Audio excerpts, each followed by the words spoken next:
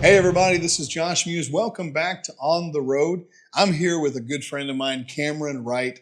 Cameron has been a pastor for many years, since handed off his church, and he's leading an international network of churches.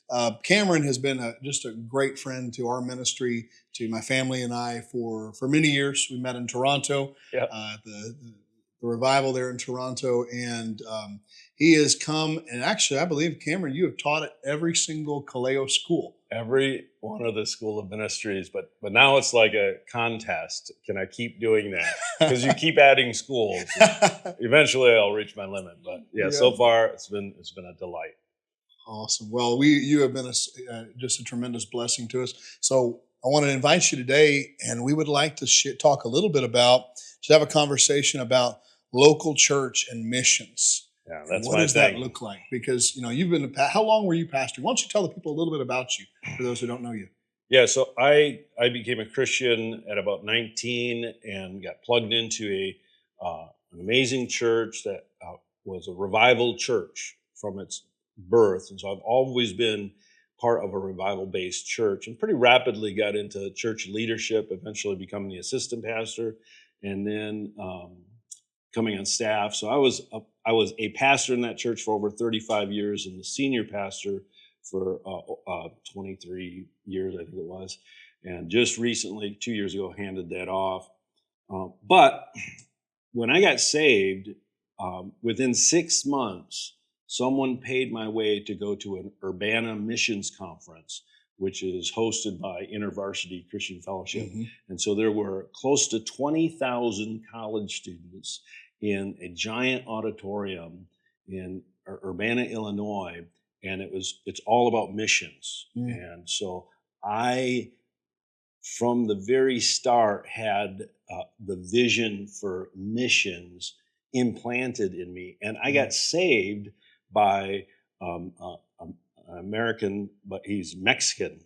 In fact, he could barely speak English, preached the gospel to me. And that's a long story, and actually ended up living with him and his family for that first summer. Mm. And so my birth into genuine Christianity was multicultural, because I was attending a church that everything was in Spanish, and they'd have an interpreter. I still don't speak Spanish, but and so the missional aspect of church was ingrained in me from my spiritual birth. And then Urbana gave me a vision for world missions. And at that conference, I was ready to go. I was ready to go to the frontier missions. I wanted to go to the Islamic nation. And I was like, God, I'm ready to go. And I had what was it could have been audible. It would not have been more real if it was audible. Those words that you hear. Yes. And God said, you're not called to go, you're called to send. It was so clear that from that point on, I've been sending money, sending people. And eventually God did allow me to go on a short-term basis. And now I do that a lot. Yeah. With you, as well as with our Harvest Alliance family and other mission outreaches, travel the world. And my role is to support the people that are doing full-time missions. So that's what short-term missions really does. It exposes, I take teams from my church to give them that cultural exposure. Yeah. But we are there to support those who live there. And we do other outreaches and stuff like that. So yeah, right from the beginning, to me, there's no distinction between church and mission, mission and church. They are woven together like a quilt. Yeah, absolutely. And I think just kind of coming at it from my perspective, I want to first of all just say thank you for all the support you and your church family have given to us over the years as Kaleo. Like when we met you guys, we were probably coming out of one of the most difficult seasons. You were. I remember it very clearly. Well, it was one of the most difficult seasons we'd ever been through. Yeah. And it was one of those, we were still in that season of, was the ministry going to make it or not? And I'll never forget you coming and just casting a vision. And this is not a secret you've talked about in your church, but you came and you said, what could you do with a certain amount of money? And then Right. you talked about you did something I've never seen anyone else do, any other church do. You came and you said, our church wants to. We've got to do all these building projects, pay off these buildings, and we're going to raise the tithe first and Right. sow that into missions. What could you do with such and such amount of money? Right. Before we launched a major fundraiser to pay off our building and do an addition and buy another church building, we first raised a significant amount of money and gave it away. And that, to me, that's just a healthy way to do it. It's not about us. We're going to sow it into the mission field. So yeah, it was actually a lot of fun to walk up and say, "What would you do with this amount of money?" Oh, it was incredible. I'd never had anyone ask me that at that point. And I'll be honest, I was coming from a place where I felt pretty abandoned by the Western church. Yeah. And you didn't know me. I didn't know you. No, it was the hardly first at that time I met you. Mhm. The first time we met, and you just came up and said, "What could you do with this?" And of course, I already had multiple. Yeah. I knew exactly what we could do with it. But to me, as a missionary, that was something. I'll be honest, no other pastor had ever really done that for me like that. Pastors get kind of locked into a mentality that they have to keep their church alive. They have to, and I know I pastored for, over 30, almost 40 years. And at one point I had 3 separate congregations that I was personally overseeing. Plus, we had done multiple church plants that we were significantly assisting and our mission work. So I know the stresses of budget, getting enough money, getting enough people to get all the stuff so your church doesn't go under. How can you keep your church doors open and make payroll? But there's a trap when a pastor loses the kingdom perspective, because I heard this from one of the leaders of the Latter Rain revival, and there was a lot of good in that revival. There was also some questionable stuff, but this man Reg Lizelle, was a man of integrity, and he was in his mid to late 80s when I met him. And he said, and he'd done extensive missions as well as church planting. He said that the purpose for every church must be mission, and the purpose for every mission must be planting churches. And he was speaking from almost 90 years of doing it. And it just sunk right into me. And so as a pastor, realizing the importance of supporting missions,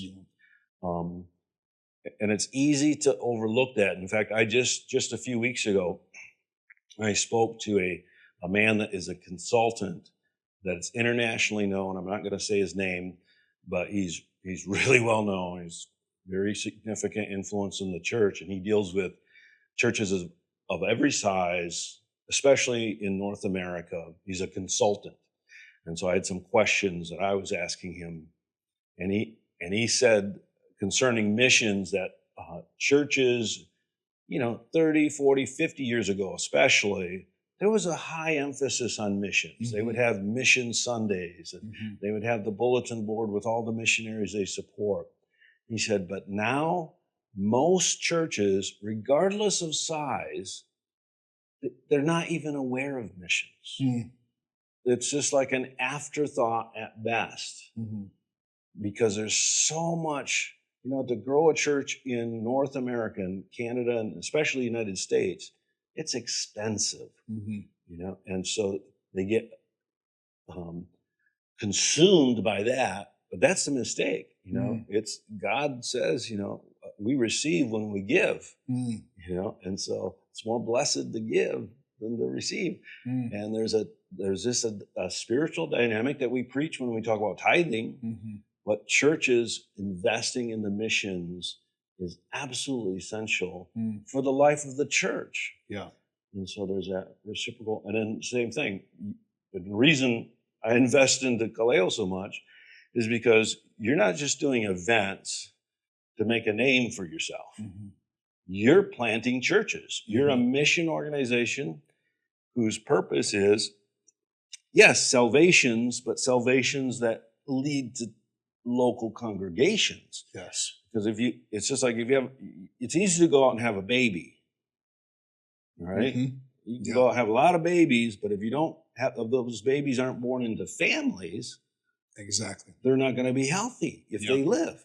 Same thing with Christianity. And the family that Christians need to be born into is local churches. So as a mission organization, I'm so excited to partner with Kaleo because you have such a high emphasis on local church. Oh, yes. It's the DNA of who we are. Yeah. And I mean, my journey toward this is kind of fun because I love talking with you, Cameron, because you come at it from the local pastor side and into the mission side. I come at it from the mission side into the local pastor side. As I'll never forget, I'd felt a little burned, when it came to local church and feeling somewhat abandoned. I came from an amazing church, but Sure. when we really embraced the move of the Holy Spirit, that didn't jive too well with a lot of the people that had supported us. Yep. And we love them, we bless them. It just wasn't their fit. Yeah. And so when we started moving in the power of the Holy Spirit, we'd see miracles and signs and wonders. And I was serving in among unreached people groups in different places, and we went through a patch where we really felt pretty abandoned. I experienced we were planting churches. I'd always planted churches, but handed them over to the local leaders. We went through just handed them over as fast as we could, because I've always been part of planting churches. Sure. But when it came to really seeing what the Lord wanted to do in this new season, we were planting. I'll never forget. We were praying. We were doing all these revival meetings. Yeah. And the Lord spoke to me and He said, "If I send revival, what are you going to do with it?" Exactly. And He said, "What are you going to do if 3,000 people come to you tomorrow saying, 'What must we do to be saved?'" We were praying for revival, doing all these prayer meetings or revival meetings. And He said, "Are you ready for it?" Yeah. And I just started to weep because I said, "No, I'm not ready for it." Yeah. And He said, "Do you know anyone who is?" And I looked around at all the pastors I knew. I was here in Reynosa at the time. Didn't know anybody that would be ready for an influx of people. There was no structure. Discipling them and nurturing them and taking care. New Christians need a lot of tending. Yes. So I said, "Lord, we're not ready." And then the Lord spoke to me and said, "Plant a church and lead it."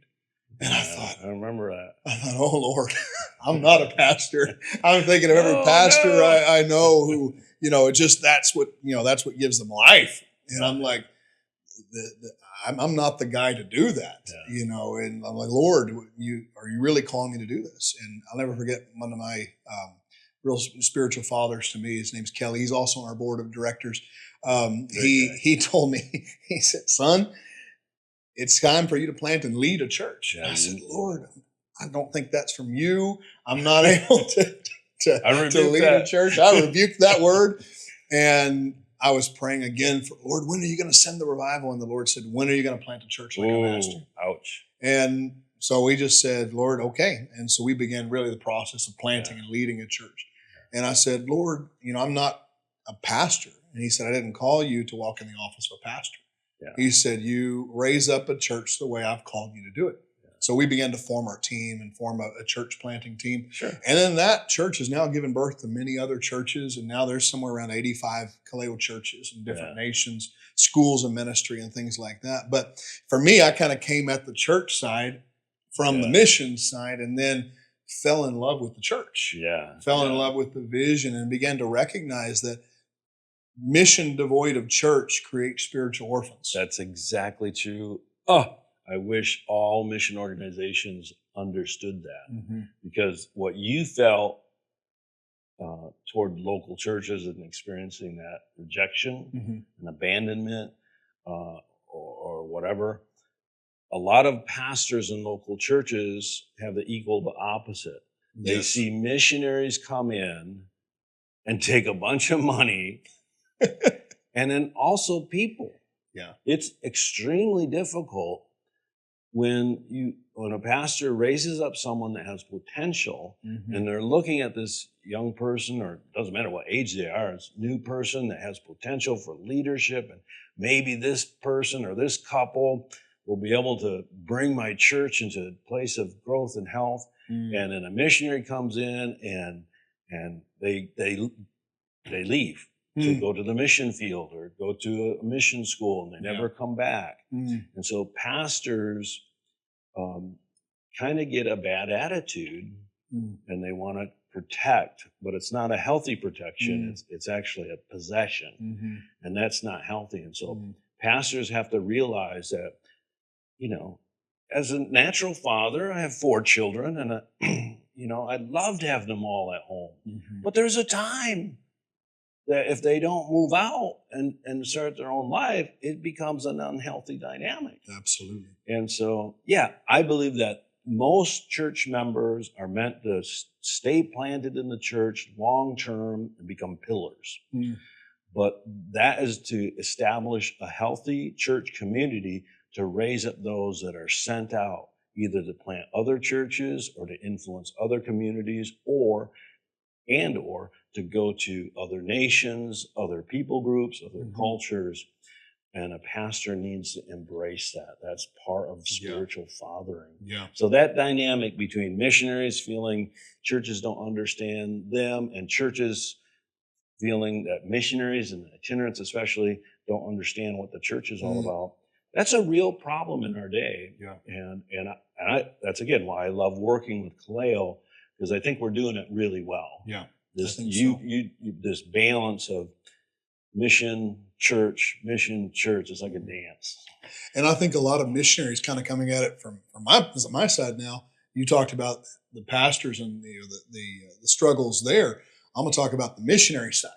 That so many missionaries are so, feel like they don't feel understood. Don't feel seen. You're on the field in a foreign country. You're trying your best to usually in a very poor place, to do the best you can with what you got. You've got vehicles held together by JB Weld and duct tape, and things are falling apart, and there's desperate need around you. And you go to an American church, and you see, you're sitting in there, and they're talking about $1 million for a renovation, and things like that, for a new sports field, and things like that. And here's the thing. Having been now a pastor, I understand that stuff is oftentimes really necessary. It is. And the U.S. is expensive. And so the missionary has the challenge sometimes of coming into a whole different world, having reverse culture shock. Reverse culture. Going back into a place where they're talking budgetary meetings. Maybe you're struggling as a missionary to raise $1,000 to feed children or to do something. And you come in and, into an American context, and it just is like a culture shock and a slap in the face. And the tendency, I believe, for a lot of missionaries, and this is a trap, is to get bitter. And I understand that. Bitter and to get angry at the church, and especially at the Western church, and not understand what a pastor actually has to go through to grow a healthy church. And I believe on the missionary side, we have to shift our view of the church, and even our view of our role within supporting churches. Because here's what I've started doing over these years. I really asked the Lord, give me your heart for whatever church that's inviting me to come speak. If I'm called to speak. Someone asked me one time, I was up speaking at a church somewhere in the Northwest, and a friend of mine said, another missionary said, "Oh, are you itinerating fundraising?" And I just looked at him, and without even thinking, I just said, I don't do that. That's not, I don't do the, missionary slideshow and, sit there and make people watch an hour and a half presentation of our work. And I'm not selling a condo. I'm not doing a timeshare. I'm going to share about what God has done. But my role whenever I go to any local church that invites us to come, me to come speak, is not to come in and, and impose our agenda, but actually to sit with the local pastor and say, hey, how can I serve your local church? What message would be the most beneficial to you? This is what what we'll share about, and we'll share about our vision. And a lot of times what they'll say is, we want our congregation to get a vision for missions and see how they can catch a hold of it. But sometimes I've gone to local churches and I've just ministered healing or deliverance and forgiveness and prayed and ministered, and the Holy Spirit will break out. And because that is what we have to recognize. We can never, as missionaries, go to the local church and be thinking about how we can fulfill our agenda. Right. We need to go to the local church and say, how can we serve?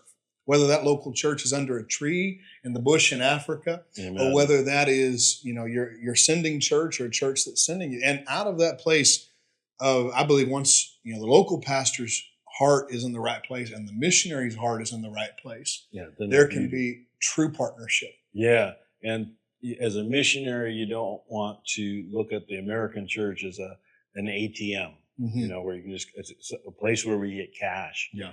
Because if that's in your heart, you can't hide that. No. And in pastors, it may look like they got money, everywhere, but most pastors, even of large mega churches, I know some personally.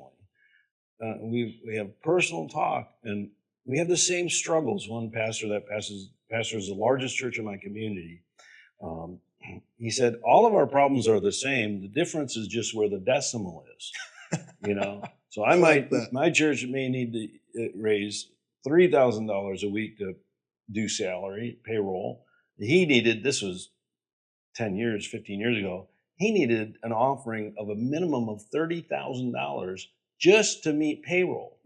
That's not to pay the poor mortgage or the electrical bill or to do any ministry. That's just to pay all the staff pastors and the custodians. And so, they don't understand that. And having a proper respect that pastors and missionaries often have the same struggle, but it's disproportionate in the size. The other thing is, I would say missionaries, most missionaries have a strong gift of evangelism because that's why they're doing it, right? Yeah. And one of the least seen gifts in local churches are evangelists. Yes. Now, everyone's supposed to do the work of an evangelist. Because they're all out on the mission field. Because they're all out on the mission field. And that's true, because an evangelist wants to win the lost, and churches are about, fixing the building or having a youth gathering or something like that. It's like, can we just go out and talk to lost people? And so when a missionary comes in, so the gift in Ephesians, the gifts of apostle, prophet, evangelist, pastor, and teacher were given to the church for the edification of the congregation, the body. So an evangelist isn't the fivefold calling evangelist, apostolic calling, ascension gift, whatever you're going to call it, isn't just to evangelize the lost. It's to equip the church to do evangelism. Absolutely. Right? Yes. And I'm telling you, there's people in my church, even though we talk about it all the time, and I bring people like you in, they've never talked to a non-Christian about Jesus. They don't know how to do it. But if you can teach them and if you can lead them, and they can experience, I teach this all the time, if you lead someone to Jesus, dealing with your own spiritual issues becomes easy because you get the excitement of a birth.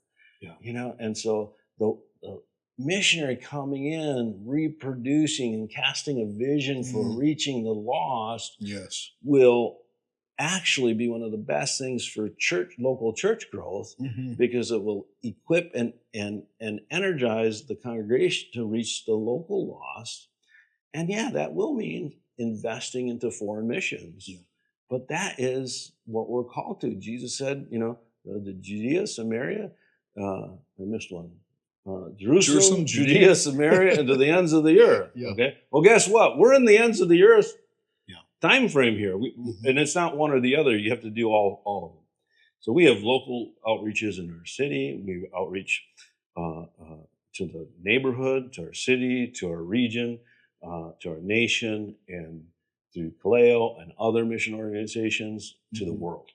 And that's something that pastors need to embrace, but it's difficult. It really is. And see that we are research. Also, another thing I wanted to say is every time I talk about giving, and pastors need to address tithing on a regular basis, but I always address, you give the tithe, but you give money to the poor and you give money to missions. Yes.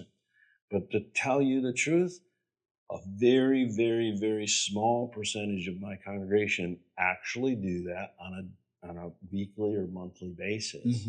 They just give a lump sum. And so as a church and leadership, we budget, part of the general offering that we get. We invest into world missions because I believe that's the call that God put on us. Yes, absolutely. And I think once that perspective shifts on both sides, the local church side and the mission side, and I think honestly, one of the things that will help it shift, a lot of missionaries need to actually, if they have the real calling for it, actually raise up congregations. Absolutely. And raise up congregations, because once you've pastored people, you're going to understand. You're going to understand the effort that goes into raising up a disciple. Or at the very minimum, develop a real relationship like you and I have, where I can tell you difficulties and you don't brush them off and say, well, Cameron, you're not in the third world country. You're not. Yeah. You understand that if you're serving Jesus, if you're a Christ follower, you're gonna suffer tribulation. Jesus promised that. And so we all have tribulation. Let's understand one another's and be a help to one another. Because honestly, at the end of the day, everything in the kingdom is about relationship. Absolutely. And where there's no relationship, it becomes transactional. Yep. And that which is transactional is really the opposite of family. Yep. And God has called us as the church to be family, to be the body of Christ. And where there's relationship, we move beyond this place of, okay, what can I get from you if I give to this? And instead to a place of, okay, how can we genuinely help each other advance the vision that God has for each of us, for our ministries, for our families? How can we be mutually beneficial to each other to be able to advance the kingdom together? Absolutely. And when missionaries and pastors approach partnership in this way, I believe it brings about a shift in our culture, and that is what's needed to be able to reach the remaining tribes that still remain unreached by the gospel. And too many people, especially in the siloed, the North American church that has virtually no contact with the greater world, they don't realize that there are unreached people groups. Some of them are really close. Actually, in any city of any significant size, there are unreached people groups right in that city. There'll be a neighborhood that's made up of, mostly Africans or Latin Americans. They isolated because of language barriers or financial, social, economic barriers, and that they don't have an expression of the local church. I was with a group of pastors in my city where we identified, I actually was the one who made a map of where every church was, and identified the ones that were what we would consider life-giving churches, not that were actually active in kingdom outreach. And then we could see on this map different neighborhoods where there just wasn't any church. And so I planted some churches in those areas, because it's like, that's where I want to plant a church. Yeah. And it's the same thing. You are beginning, you have been and continue to, and what you're doing in Mexico just blows me away. These unreached people groups. Mexico, it's the neighbor of America, right? Yeah. But even in the USA, there are indigenous people groups and immigrants that are completely unreached. Yeah. And then we have, every 100 years, everybody's new. Everybody that's alive today will be dead in 100 years. Yeah. That means that we have to prepare a church that can reach that next generation. And so this call to reach the lost will continue until the day Jesus Christ returns. And that call is to you and to me and to everyone listening to this. This is not for somebody else. And so you may not be called to go, But if you're not called to go, you're called to send. Mm. That's what God told me. Like, whoa. And so, how do you send? You send money. You send prayers. You send passion. Just getting, read a little bit. Find about the world. Yeah. Find out about other cultures. Make a friend that is from another nation and get to know them. Find missionaries that you can connect with.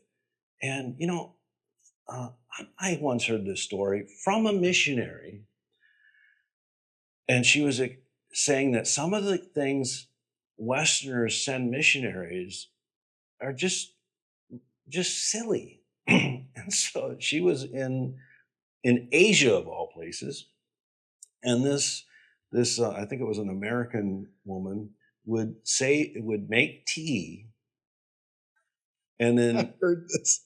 dry the tea bag and save up the used tea bags, package them, and send it to the missionary, thinking you can have like the second cup of tea made from this tea bag. And the poor missionary would get this package and open it up, and it's used tea bags. Okay. And she's from Asia. Guess where tea comes from? I'm like, just give her the money you spent on postage.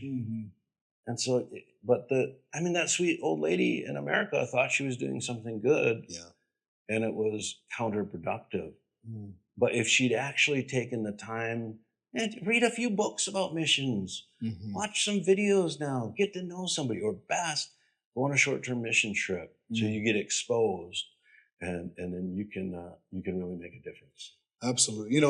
As a missionary, sometimes we'll have people that they'll come and think they know exactly what we need, which is, we're always grateful with anybody that wants to help. We've not ever gotten a donation of used tea bags. I thank the Lord for that. But, people oftentimes have an idea of what they think is needed. But oftentimes it's not based in the reality of what's on the ground. Yeah. And sometimes stuff like that is, it's great to get, sometimes get a donation of this thing or that thing, but sometimes you're like, we really need Bibles, or we really need this. And then that's where that communication has to be built. Yeah. And so, like, I've wanted to donate certain things, and I contact you, and like, I'm really excited. Did I understand you correctly? Do you need this? I'm like, yeah, okay, I'll raise the money. We'll get it. We'll make it happen. And so it's that open communication. If you had said no, then I would have dropped it. Who cares? And that's, like you said, relationship, understanding one another, and then pursuing, working together as a local church and world missions. We are one family, and we have to work together, because the goal is a church from every tribe and every nation and every language together, worshiping Jesus for eternity. Yeah. Wow, how exciting. And I think also one of the things, talking about like mission fields, short-term missions, and even like missionary training programs that we have, for example. Like, for example, here in Kaleo, we have the Kaleo School of Missions. Yep. We've got another school called the Leaders School. Cameron's come and taught at every single school. And as he said, it's a challenge because we're adding more now. I think next year, maybe the first year, you're not going to be able to speak at every school. It's going to be rough. But we need to clone you and put you in different places. But you don't want to me. The world's not ready for that. But we, in these schools, one of the things, because I've also led a local church, I understand the perspective also of you're trying to raise up leaders for the local church as well as for the mission field, and actually developing trainings on the mission field, and oftentimes in a third world context where people are coming in and learning about cross-cultural missions. And from our side, having the integrity to say, okay, some of these people maybe are called, they're not called to be on the mission field. They're called to be back in the local church, but with a missionary vision. Oh, I got to tell a story. Yeah. Okay, so I had this woman that's been in my church for decades, and actually, very, very key, first a volunteer, and now she's on staff, but doing a support role, admin type stuff. And she would never do any type of like announcements or talk. She wanted to be in the background for years. All right. And I don't even know how it happened, but we sent a team to do outreach in the Appalachia outreach. And she was part of that team. And in that short-term event where they did actual cross-cultural ministry to the people that live in the Appalachian Mountains. Super rural, like people that are living in small little communities up in Appalachia. Yeah, and it is a third world. It really is. It's one of those unreached people group. Well, when she came back, it's unbelievable. Wow. She is evangelizing people almost every week. And it's like, what? In fact, we had a homeless guy stop into our church, and we're out in the suburb. Our main church is in the suburb. We have a downtown one. But the main church is out in the suburb, so we don't see them very much out there. But this guy had been trying to get somewhere, and he walked in the church because he was cold, and he said, "Yeah, you can hang out in our foyer." And he ended up falling asleep. And we gave him some food, and me and the other staff were in a meeting, and this woman is out, not just talking to him, but preaching the gospel and praying for him. That's awesome. All right. And prior to that outreach, that going to that training, and the training includes going out and actually talking to non-Christians about Jesus. Yeah. She now is comfortable doing that. Not only comfortable, but compelled. And she came back in the meeting, and I said, "Who are you, and what have you done with the person I thought you were?" Because this is after I've known her for close to 25 years. Wow. And she's transformed. And she laughs about it too. She says, "I don't know, I just can't stop myself." So she's now an evangelist. She had a gift of evangelism in her, but it had to go, she had to get outside of the local church and be put in a place where it was uncomfortable. Okay? And around people that knew what they were doing to show her how to reach the lost. And that's what your schools do. And your schools do an amazing time. If you're a pastor watching this, as a pastor, I strongly encourage you to pull up Kaleo International website, find out the next school, find a young person or a person of any age. This person that I just told you to, she's my age, okay? And that was her first thing. And she doesn't have a passport, so that was a mission trip within the United States. She was able to do it. Now she wants to go to another country. You need to send the people to those schools. Now, here's the thing. One of the most difficult things as a pastor, I already mentioned this once, is seeing people that you have hope to help your church grow, your church, people with potential leave. What I've experienced over 35 years of ministry, God often calls your best. Right? Your best to go and not come back, and it's hard. And as in one sense you grieve that, but in the other sense you celebrate it, because when I've sent out my best, and I learned this the first time was, 25, 30 years ago. I can't remember. It was a long time ago. They were my right-hand man, my worship director, the biggest contributor financially to the church. And they received a prophetic word that they were going to plant a church. And then they did it. And they took 5 families with them, with my blessing. Yeah. Because they were working, because my vision was to plant churches, but it was the hardest thing. But once I released them, God brought in, quite frankly, better. All right. Not immediately better, but eventually better. And I've done this time and time again. You send out your best and you think, what now, God? What am I going to do? It's all up to me again. And then that makes you trustworthy to God. He can entrust sending someone else because you've proven you won't hang on to them. I call it the death grip. Yeah. where pastors hang on to people uh, in an unhealthy way. You Mhm. need to be willing to release. Again, most people are called to stay and to build, but we need to be able to send. And so with your Kaleo schools, most people, I would say, go back to the local church. Yeah. And we've had many of them do that in our local church. They'll go to a school, a short-term mission or a training thing. They come back and they become better Christians, better Mhm. church members. They reproduce what they learned, but some are called to go, Mhm. and we need to be senders.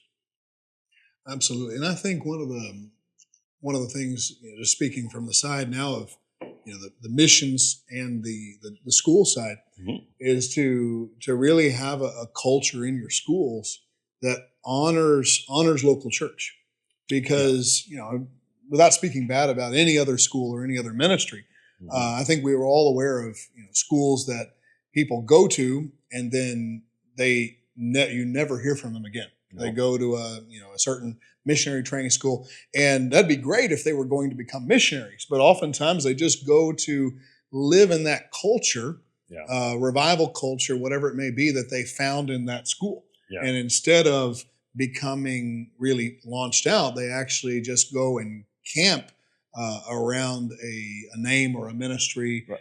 that, and without speaking bad about anybody, this is a broad brush. Yeah. Yeah. And I know the leaders of some of those schools and training centers, and that's not their intention. No. But the students go, and I've had that happen with many of my students that I've sent out. Many of my people in my congregation I've sent to school, and they get enamored. I try to coach them and say, "You're going to go into a bubble." And bubbles are great. While you're in that bubble of the revival and Mhm. ministry, all you have to do is go to classes and spend time in worship and pray and do evangelism. Yeah. You don't have to have a job. You don't have to, take your kids. You don't have to go grocery shop, and you don't have to fix your car. That's a bubble. That's not real life. You can't live there. That's not what the mission field really looks like. And that's not at all what the mission field looks No. like. You're always fixing cars. And We've so got 3 in the shop right now. and so but they like the bubble, and then they come back and they see that the church, well, we only have a couple meetings a week. At the school, they had 3 meetings a day. Mm.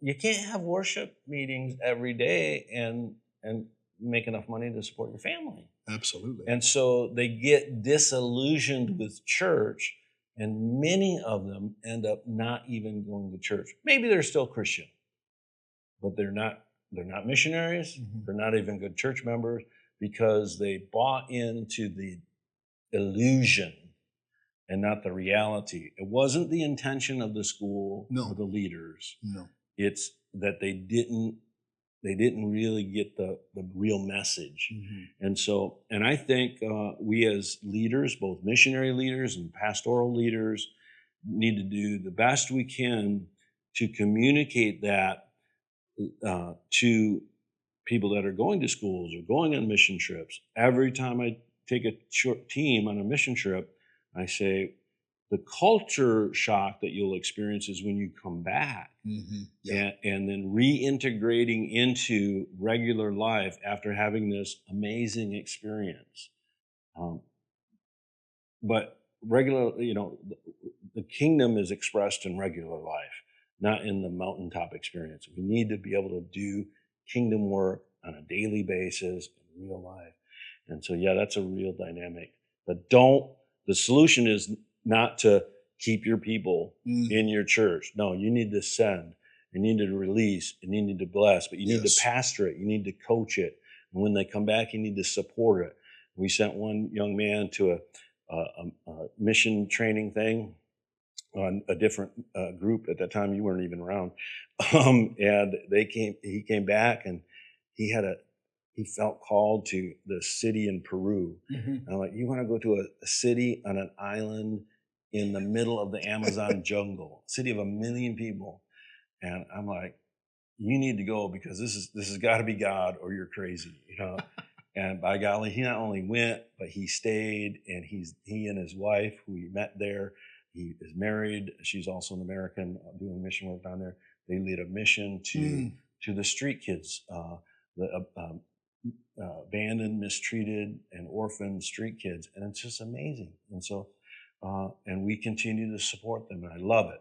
And so that's how church should work. The majority of people stay in order so that we can support, but some people go and then reproduce. And when they're out there, have the vision to reproduce local churches. Absolutely. And from the perspective of the schools, having those conversations with the pastors, and having those conversations, and that's why we've intentionally in our schools, we really try to bring in a mixture of speakers where it's not just missionaries, it's not just, we don't try to build anything off of itinerants because that's only one aspect, but really bringing in pastors, bringing in missionaries, bringing in people that have served in different roles that have done it well and done it with integrity, so that there's a I believe a broad counsel of what and a panorama that the students get for understanding what local church life looks like, what missions looks like. Because one thing people don't realize is when you go maybe on a short-term mission trip into a culture, you face culture shock. But when you go as a missionary, you face multiple levels of culture shock. Yeah, it's a whole nother level. And eventually, however, wherever you're going becomes your home. You learn the language, and you become comfortable. I've been in Mexico for 10 years. Wow. I am more comfortable in Mexico than I am in the U.S. I love the U.S., but as far as like knowing, there's still things that frustrate me and things like that. But I eat tacos in the morning. The afternoon, and the evening. I eat Mexican. I put salsa on everything, including lasagna. This is home for me. Yeah. And so, yes, there were multiple levels of culture shock, but now, even as someone who lives here and is serving here, the same, tendencies of complacency that anyone would face in their own culture. Yeah. After a number of years in a place, you face those same feelings because it becomes your home there as well. Yeah. And it's always something that we as human beings have to push through. Yeah. To be able to continue to be effective, whether that is in your hometown or whether that is in another country, because you have to then be able to be effective for Jesus where he has you planted. Right. To discipline your body so that you don't disqualify yourself through, living improperly. Yes. It's the same in an affluent Western nation as it is in a third world country. You learn how to live, and it's really easy just to get into routine and to get comfortable and not push yourself. Yes. And so in every culture, we get the push, that Jesus said to go into all the world and preach the gospel. And you know what the Greek word there means, the original Greek word? It means to go. It means to move, all right? If you're not moving in some way, if you're not going, then we're not fulfilling the Great Commission, And so maybe for many people, and I am very grateful that there are some successful businessmen in my church and that I know that they see that their role is to make money to support missions. I could not do what I do if they didn't do what they did. So they may never go on a mission trip because they're like, it'd be a waste of time. And that 2 weeks, he could make enough money to support me for maybe a whole year. If they do that. Now, a lot of businessmen get caught up in their world. And it's the same thing with not only the poor and the wealthy, but just the regular and the wealthy.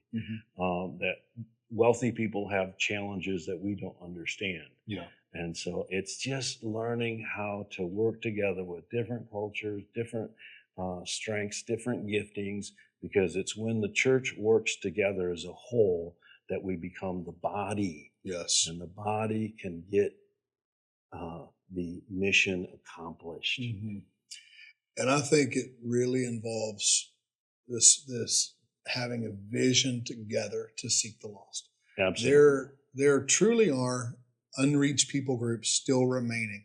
And the scripture is very clear that the gospel of the kingdom must be preached around the world. Yep. And then the end will come. Then Jesus will return. We're all hungering for the return of the King. We all want Jesus to come back. I know every Every time there's a war in the Middle East or a war somewhere, my phone blows up with people in our church. Is this it? Is this the Antichrist? Is, surely, Putin is representing Gog and Magog and this and this, that and the other. And people are always worried about wars. And what I have concluded based off my study of scripture and history is that we cannot gauge where we are in prophecy by wars and natural disasters, because those have always been constant in human history, especially as technology increases and humanity finds creative ways to kill each other. But that cannot be what we... It's not the motivation. It's not the motivation. And that cannot be what we use as our measuring stick for where we are, because that's always existed. But what we can look and see is the progress of the gospel around the world. Yeah. I was sitting with a pastor, he was a Mexican pastor, a friend of mine, and I was talking about unreached people groups, and he looked at me and just like kind of puzzled. He's like, is there really any place, Josh, where the gospel hasn't gone yet? He's like, it seems like we've been doing this a long time, meaning the church, and missions have been preached, and most churches, frankly, I think, look at missions and think, this is mission accomplished. Why are we still continuing to give towards something, but they don't see the other side, which is the side I've lived for years now, where there are tribes, there are ethnic groups, entire people groups of sometimes 50,000, sometimes 100,000. 50,000, 100,000 strong communities. We're not talking three people in a mountain village. No, we're talking about entire ethnos, entire ethnic groups where the gospel hasn't gone. Peter's our director in Kenya. Cameron has come to speak at our Bible college in Kenya. It was a great time. And it was amazing. And we have the school where we're training indigenous leaders to be missionaries among their own people from South Sudan, from other places in Africa. And, there are probably about 7 or so students that come from about 2 or 3 different tribes that their time in the school, that was probably their first time to be in a place where people consistently wore clothing. Yeah. Because their tribes, and this is not to diminish their tribe or speak bad. No, they're come from very remote, isolated little people groups where the people don't wear clothing. They're very, they don't need it. They don't need it. They go into, when they wear clothes, when they go into other communities, they'll throw a blanket on or something. Yeah. But there were probably 3 tribes represented in our school that this was potentially the first time those students ever consistently wore clothing or around people were in a place where people wore clothing at all. This is the sort of places where the gospel is desperately needed. Yeah. Not to make them Western, but to make them know about Jesus. And they're so isolated. That's why the gospel hasn't effectively been preached there before. It hasn't been, and that's one example. But then you look at those communities that had been sheltered by the communism, and atheistic political regimes that have, it's been 50, 100 years or longer since there was any Christian witness. And the gospel being preached is, people say, well, we have the internet now. It's done. No. You can't just have the message. I go to Japan at least once a year, sometimes twice a year. And for some reason in Japan, nobody speaks English, but they always have English songs, Western music. And if you go during Christmas time, I've been in stores and they're having Christmas song, about Jesus.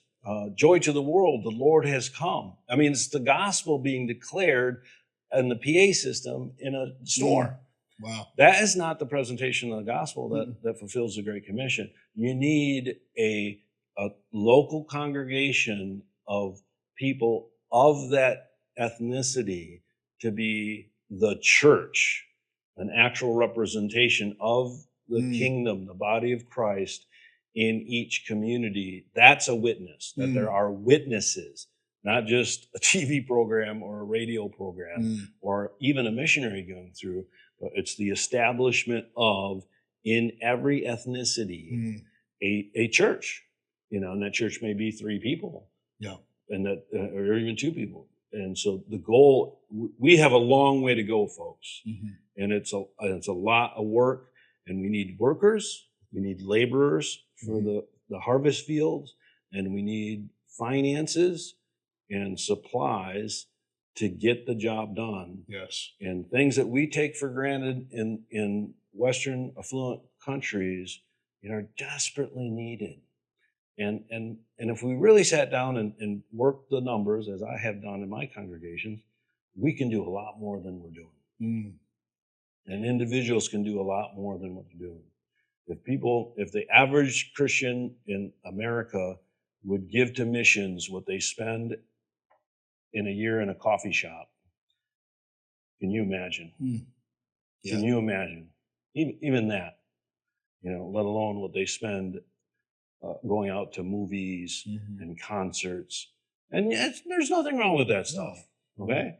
But prioritize kingdom, and God will take care of the rest. Absolutely. And speaking to missions organizations, one of the challenges, one of the problems I see, and that's statistically it's proven true, majority of missions is done in reached places. Yep, And absolutely. for that reason, I believe the ball hasn't shifted as much as it hasn't advanced as much as it should, because a lot of missions is still being done focusing on places where that are gospel saturated places. And there's no knock on organizations. I live in a city where there's a lot of churches, but we do ministry out. We do ministry with tribes, with UPGs within Mexico, as well as every location where Kaleo works.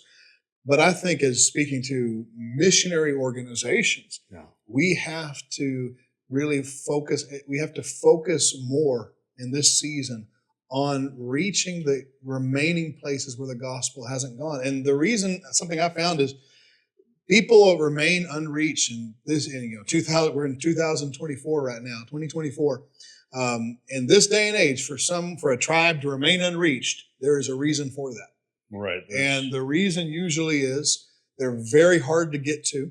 Yeah. They're behind the curtain of a government or a culture that is resistant to the gospel, or they're in places of active combat or active war zones still. That's been my experience. And it is extremely cost prohibitive to get there. It's challenging to do it. It's challenging. It's dangerous. It is risky. We do this on a day in and day out basis. We're in and out of places like that. It requires vision. And it requires commitment and a willingness to pay the price to reach unreached people groups. And that, I believe, is what we must do. I'll never forget, I had a conversation a couple of years back. I was speaking at a church, and a man came up to me, and he spoke with an accent. He was obviously from another country.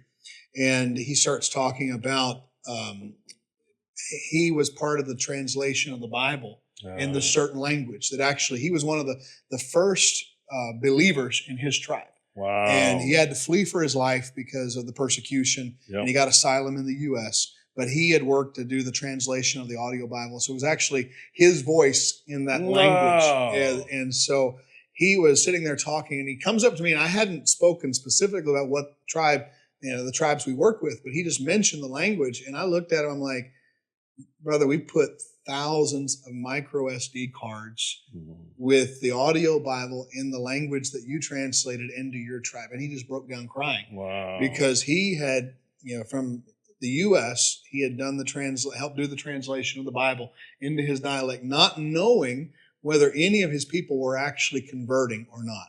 And that's a great picture of the cooperation. Here, this man who did that work is actually evangelizing his people group via the audio Bible. Yes. And so we do have technology. I love that the technology, the internet we have. It's not a substitute, it's a supplement. Absolutely. And so find ways to use it to accomplish the mission, but that doesn't get you off the hook. It makes it's equipment to get the job done. Absolutely. And I believe there are, what you said, Cameron, I want to add one thing to it. You said that we're called to send or we're called to go. And I want to say I heard it said once, there are three options when it comes to the Great Commission. Yeah. To send, to go, or to disobey. Those are the only three options we have as the your church. Choice. And I think you send and you go. Absolutely. Just because I now spend a significant portion of my life traveling, supporting missions. I also, every time I send my donation in, it's all automated now. A portion goes to missions, and I find ways to give money to missions as much as I can. So I go and I send because I don't want to disobey. Yeah. And a lot of people disobey inadvertently. They don't realize they're disobeying. Yeah. Because they never just really realized, actually, it's not hard. It's easy to travel the world. We live in a time, last week I was in England, a month before I was in Africa, England, now I'm in Mexico. It's not that hard and it's not even that expensive. No. And so people that are locked into their day-to-day routine think it's impossible. It's actually really easy, especially if you speak English. Yeah. Pretty much anywhere in the world, there's going to be someone that will interpret for you. And so there's no excuse not to go. There's absolutely no excuse not to send. To send money, support, prayers. If you have no money, then send your prayers. But I know people that are living on extremely limited income, yet they still set aside a portion to send to the unreached people and support the missionaries because they have that passion. Yes. I just want to pray for you today. Absolutely. We're going to spend a moment. I'd like to ask Cameron if you could just pray for the people listening. Maybe it's a pastor out there that is really wanting to get a vision for missions, or maybe it's a missionary that's discouraged and wants to see more fruitfulness in their ministry or feels disconnected from the church. Would you just pray and bless that person? Yeah, Father, I just hold up each and every individual that's listening to this, not as someone who doesn't understand, but I've been in your shoes. I've sat in that chair. I've felt disconnected, unsupported, rejected, abandoned, and I know the emotional struggle that is. And I'm telling you, the Father has not abandoned you. Lord. Jesus has not left you an orphan, and there is hope. Don't give up. Don't give in. Believe. And I pray comfort, especially the missionaries that are separated and they don't hear from anybody forever and ever. You're not alone. And for pastors we work so hard and it seems to bear so little fruit, we will see the reward when we get to heaven because it's not for us. And thank you, Jesus, for not allowing me to see too much success so that I give up or I give in to the temptation of thinking it's about me. But I pray for encouragement, that the spirit of consolation, of comfort, of encouragement, the God of all hope would just infuse you with hope, both the missionary, the pastor, and just the Christian that is considering. And I also pray that this would not come across as, another thing I have to do, or, another area in which I'm failing. No, brother, sister, this is another opportunity. And you are only called to do what the Lord calls you to do, not what Josh or I tell you to do. Take what we're saying, hear our hearts, and take that before the Lord and say, well, what can I do? What one thing can I do today? And this is don't think about what can I do 10 years from now? What can I do today? You can do something today to further the kingdom of God. In some way, you can say a prayer, you can send some money, you can talk to someone in the grocery store or on the street. You can communicate the love of Jesus. And I just pray that then you would also receive the love of Jesus. As you give, you receive abundantly more. There's no lack of resource in God's hand. He's got everything. He wants to give it. He wants to pour it out, but he's looking for the faithful ones that he can entrust genuine riches to. And so, I pray for your heart. I pray for your soul. I pray that you'd have vision. And I pray that you'd have opportunity. And I pray that God would reward you and you would see that reward, that you would see the blessing in the land of the living while you're yet alive, that you'd see the fruit of your labors. And bless you and keep you and make his face shine upon you, his countenance be lifted up upon you, and give you peace. Yes. Shaka. God bless you. We'll see you next time on the Road.